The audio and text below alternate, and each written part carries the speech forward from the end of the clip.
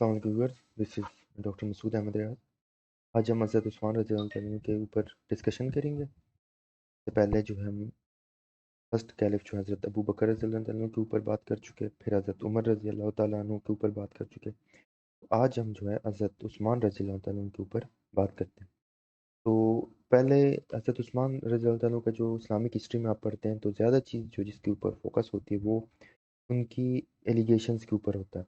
तो एलिगेशंस को कवर करने के लिए, इस चीज़ को समझने के लिए थोड़ा-सा हम इनके बैकग्राउंड को समझते हैं कि क्या था, किस तरह था, ताकि जो एलिगेशंस को हम जवाब देने लगें तो हमें पता लगे कि जो एलिगेशंस का ताल्लुक था, उनका उनकी पर्सनैलिटी के साथ कितना मिसमैच जो है वो आ जाता है। तो सबसे पहले हम देखते हैं कि हज़रत उस्मान रज़ियल्लाहु अन्हु इस्लाम से पहले भी बहुत अमीर और मुअज़्ज़ब घराने से उनका ताल्लुक होता है, ठीक है? अब्बासिद जो नबी करीम सल्लल्लाहु अलैहि वसल्लम की जो आप कह लें फैमिली थी अब्बासीज़ की, उनसे उनका ताल्लुक है और मालदार घराने से होते हैं और बहुत बड़े ताजिर होते हैं।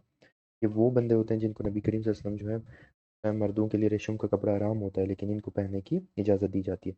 और ये इस्लाम में सब उन लोगों में से थे शुरू में इस्लाम कबूल कर लेते हैं। और ये जो है हज़रत अबू बकर रज़ियल्लाहु अन्हु के हाथों बैत करते हैं और इस्लाम कबूल कर लेते हैं। तो मतलब शुरू वाले जो कन्वर्ट्स हैं, जिस टाइम इस्लाम को कोई जानता भी नहीं है और उसकी अपोज़िशन बहुत ज़्यादा, तो ऐसा वक़्त में वो इस्लाम कबूल करते हैं। जिससे हमें नज़र आता है कि उनको माली या दुनियावी कोई लालच नहीं थी, क्योंकि उस दौर में इस्लाम को कबूल करना अपने लिए तंगी लाना था। आप देखते हैं आपको अपोज़िशन फ़ेस करनी पड़ रही है, आपके माल, तिजारत उसमें नुकसान हो सकता है, आपको मसले मसाइल फ़ेस करने, लेकिन उन दिनों उस वक़्त जब कुछ भी नहीं था, लोग यकीन भी नहीं कर रहे थे, मक्का के हालात बहुत सख्त थे मुसलमानों और इस्लाम के लिए, तो उस दौर में जाके वो इस्लाम कबूल करते हैं।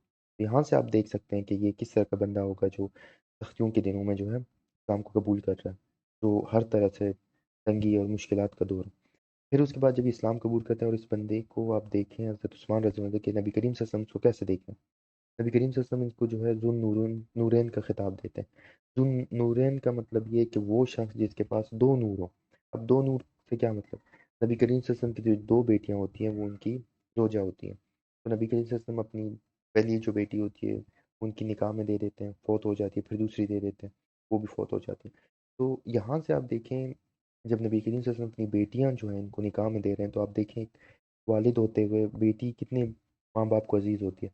आप उस शख्स को देते हो जब जो आपको भरोसा हो कि उसका ख़्याल रखेगा, अच्छा अख़लाक वाला है, उसका ख़्याल रख सब कुछ, तो उनको देते हो। तो नबी करीम सल्लल्लाहु अलैहि वसल्लम जिसको अपनी बेटियाँ दे रहे हो और 1 नहीं 2 बेटियाँ दी हो, तो यहाँ से अंदाज़ा लगाएँ कि नबी करीम सल्लल्लाहु अलैहि वसल्लम की नज़रों में उनकी क्या इज़्ज़त थी, उनका रुतबा किस तरह था। यहाँ से आप अंदाज़ा लगा सकते हैं कि उनके ऊपर बात करने से पहले हमें ये सोचना चाहिए कि नबी करीम सल्लल्लाहु अलैहि वसल्लम उसको कैसे देख रहे हैं, किस तरह उनकी आँखों के सामने उनके उनके ज़हन में उनका नक्शा जो है बना हुआ।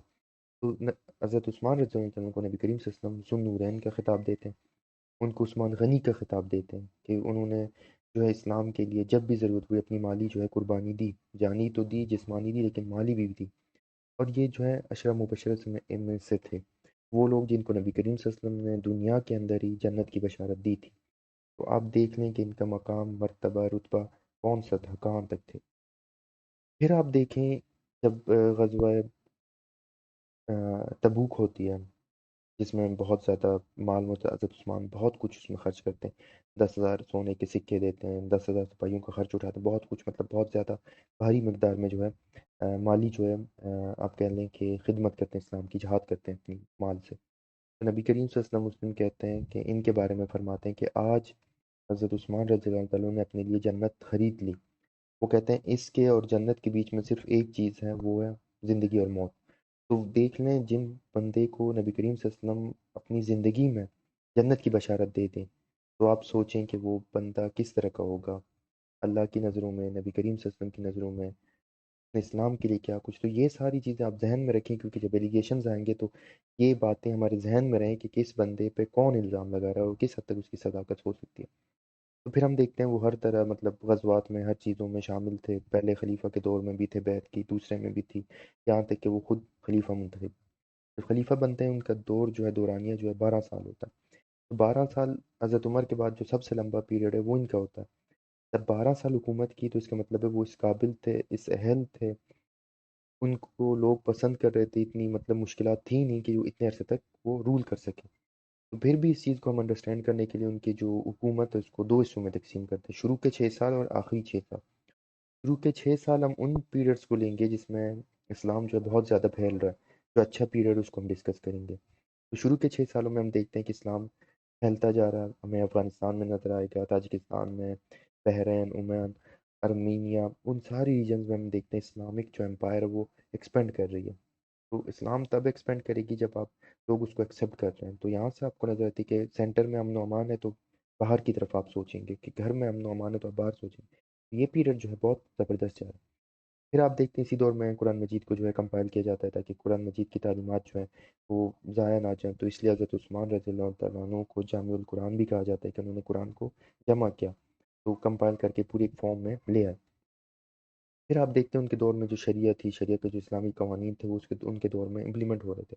جیسے مدینہ میں ایک واقعہ آتا ہے کہ میرج کا واقعہ آتا ہے، اس میں جو ہے مطلب جو شادی ہوئی ہوتی ہے اس میں عدت کا پیریڈ پورا نہیں کیا ہوتا، تو حضرت عثمان رضی اللہ تعالیٰ عنہ نہ صرف ان کو سزا دیتے ہیں بلکہ ان کو اس شادی کو بھی مطلب فاسق قرار دیتے ہیں اور ان کو بھی سزا کے طور پہ مدینہ سے نکال دیتے ہیں۔ تو آپ کو نظر آ رہی ہے لوگ سمجھ رہے ہیں، سزائیں بھی تسلیم کر رہے ہیں، خاموشی ہے، کچھ بھی نہیں ہو رہا، اسلام بھی پھیلتا جا رہا ہے، سب کچھ بہت زبردست آ رہا ہے۔ تو شروع کے 6 سال ہیں وہ بہت اچھے جا رہے ہیں، ہر چیز مطلب زبردست جاری کسی کوئی اعتراض نہیں۔ آخری 6 سال آتے ہیں تو اس میں ہم نظر آتا ہے کہ آہستہ آہستہ شور شرابہ شروع ہونا لگتا ہے، حضرت عثمان رضی اللہ عنہ کے اوپر الزامات لگتے ہیں۔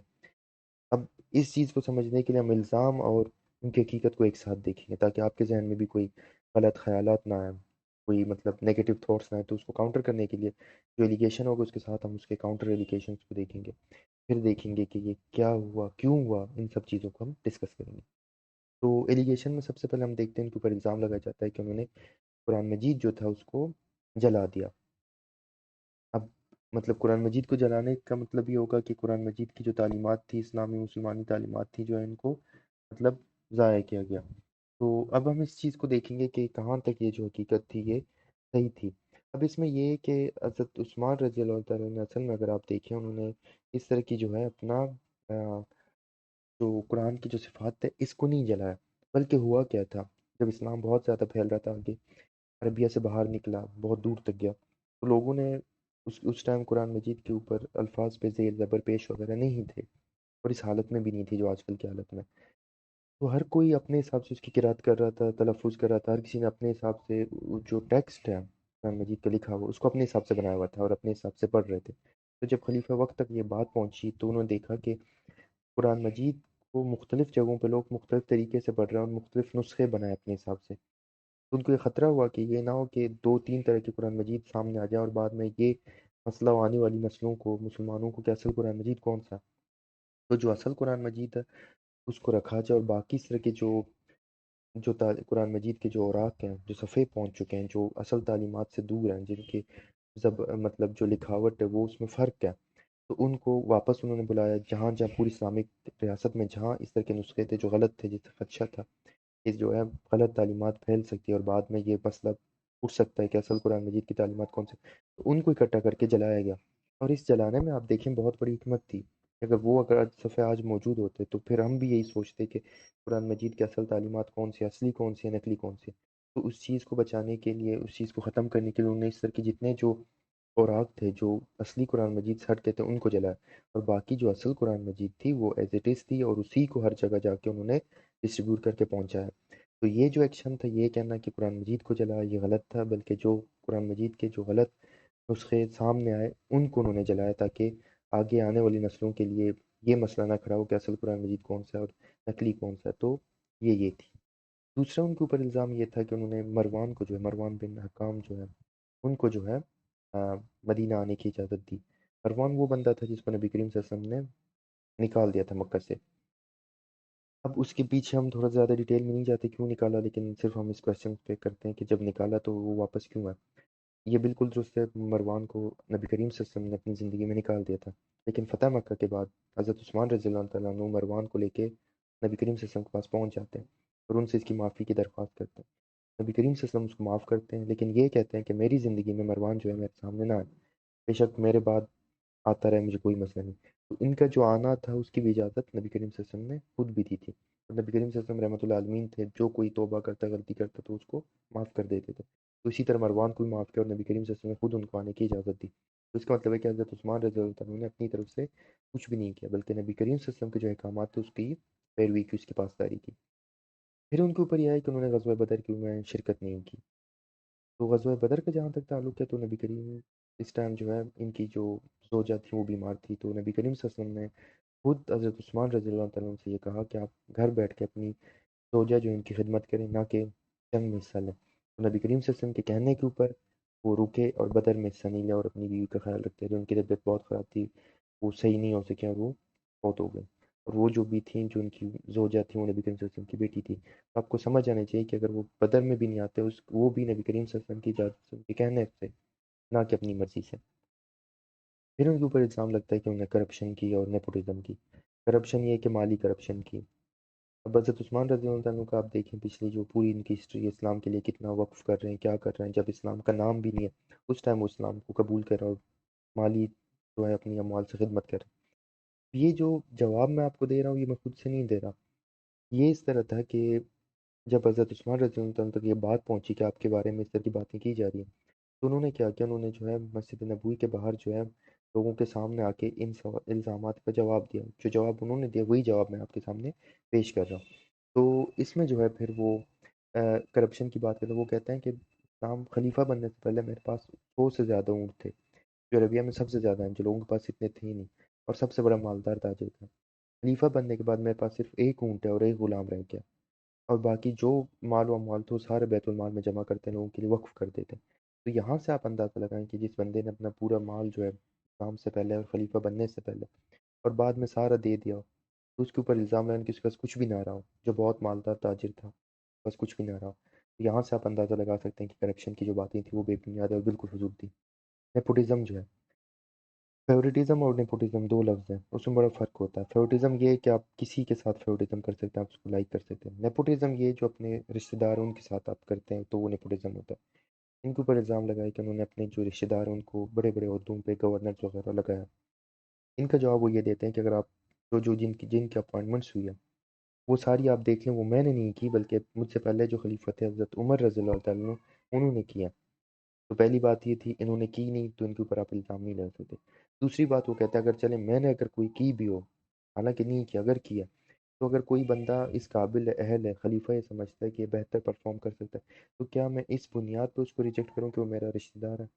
ये कोई लॉजिक नहीं है। इस्लाम की बेहतरी के लिए वो काम कर रहे हैं, खलीफा जो इस्लाम के लिए काम कर रहा है, तो वो ये तो नहीं देखेगा ना कि कोई उसका रिश्तेदार है, कोई क्या है, तो आप बेहतरीन को सेलेक्ट करेंगे ताकि वो इस्लाम की खिदमत कर सके, लोगों की खिदमत कर सके। ये जो इल्ज़ामात थे, इल्ज़ामात तो सारे बेबुनियाद थे, लेकिन हर एक इल्ज़ाम को हम डिस्कस करके उसको बेबुनियाद साबित करते जाएँगे। फिर उनके ऊपर इल्ज़ाम आता है कि उन्होंने कसर नमाज़ों पे पाबंदी लगा दी। कसर नमाज़ें ये हैं, जब आप सफ़र पे होते हैं तो आप नमाज़ें जो हैं आधी करके पढ़ते हैं। फॉर एग्ज़ाम्पल ज़ोहर की नमाज़ है, 4 सुन्नत, 4 फ़र्ज़, 2 सुन्नत, 2 नफ़िल जो है। जब कसर की होगी, आप सफ़र में होंगे, तो सिर्फ़ आप 2 फ़र्ज़ पढ़ेंगे। इसी तरह असर की नमाज़ होगी, 4 फ़र्ज़ हैं तो सिर्फ़ आप 2 पढ़ेंगे, मग़रिब की 3 फ़र्ज़ पढ़ेंगे, इशा की 2 फ़र्ज़ और 3 वितर जो है वो पढ़ेंगे। तो ये कसर नमाज़ें होती हैं। जो मुसाफ़िर होता है वो कसर नमाज़ें पढ़ सकता है। तो उन पे इल्ज़ाम लगाया जाता है कि उन्होंने कसर नमाज़ों पे पाबंदी लगाई। अब हकीकत क्या थी? हज़रत उस्मान रज़ियल्लाहु अन्हु ये कहते हैं कि जो लोग मदीना में आएँगे, जो दारुल खलीफा है, जो रियासत का सेंटर इस्लामी मरकज़ है, वहाँ पे जो भी आएगा उसको पूरी नमाज़ पढ़नी पड़ेगी, कसर नमाज़ की गुंजाइश नहीं होगी। ये बिल्कुल इसी तरह है जैसे आप आजकल खाना काबा जाते हैं हज पे, उम्रे पे, तो आप वहाँ पूरी नमाज़ पढ़ते हैं, ना कि कसर नमाज़ें पढ़ते हैं। तो यही कहते हैं, जब जो सेंटर होगा इस्लाम का, जब जहाँ पे खलीफा होगा, तो वहाँ पे जो कोई भी आएगा उसको पूरी नमाज़ पढ़नी पड़ेगी, कसर नमाज़ वो नहीं पढ़ सकता। खलीफा के होते हुए पूरी नमाज़ पढ़नी पड़ेगी, कसर नहीं होगा। तो लोग उस पे एतराज़ करते हैं कि नहीं, हम तो बाहर से हैं, हम कसर नमाज़ पढ़ेंगे। तो इस्लामी आप देख लें, फ़िक़्ह देख लें, सब कुछ ये मुत्तफ़िक़ा एक मतलब राइजुल रिवाज जो है, ये कॉन्सेप्ट है। अभी भी आप देख लें, अगर आप मुसाफ़िर हैं, लेकिन आप किसी इमाम के पीछे नमाज़ पढ़ते हैं, तो आप पूरी पढ़ेंगे, ना कि कसर पढ़ेंगे। तो ये एग्ज़ैक्टली इसी तरह था। तो उन्होंने कोई ममानियत नहीं की, जो इस्लामी कानून थे, जो शरीयत थी, उन्होंने बिल्कुल उसी चीज़ की बात की। लोग खामख़ा बिला वजह उनके ऊपर एतराज़ात उठा रहे थे। तो लोग आप देख लें, ये वही थे जो नबी करीम सल्लल्लाहु अलैहि वसल्लम की फ़ौत होने के बाद मुर्तद हो गए, पोस्टेसी वार शुरू की, ज़कात नहीं देंगे, खलीफा की बात नहीं मानेंगे। तो ये लोग तो इस तरह के हैं। तो इनकी बातें जो है वो आप यहाँ से अंदाज़ा लगा सकते हैं कि किस हद तक ठीक थी। फिर वो बताते हैं कि इनके ऊपर एक